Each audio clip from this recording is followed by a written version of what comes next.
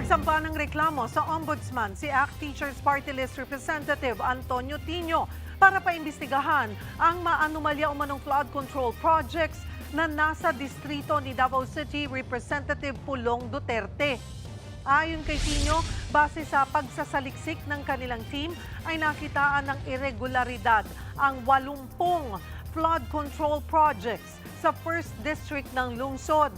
May ilang proyekto raw na doble ang kontrata at budget na inilaan.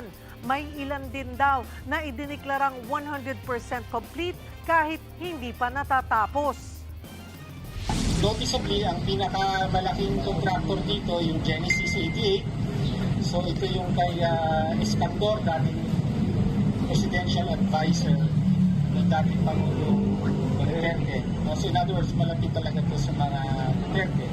Dapat mas investigahan dahil may mga red flag, may mga marka ng anomalya ang mga ito. Sa isang Facebook post, tinawag naman ni Congressman Pulong na selectively blind si Tino. Tanong pa ni Pulong, bakit pinag-iinitan ang Davao gayong sangkot sa mas malalaking kontrobersya ang mga nasa administrasyon at mga kaalyado nito.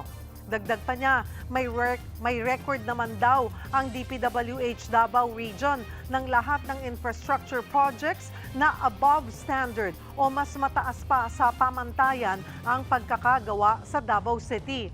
Pero imbis na kilalanin yan, ay mas interesado pa raw si Tino na siraan ang pamilya Duterte.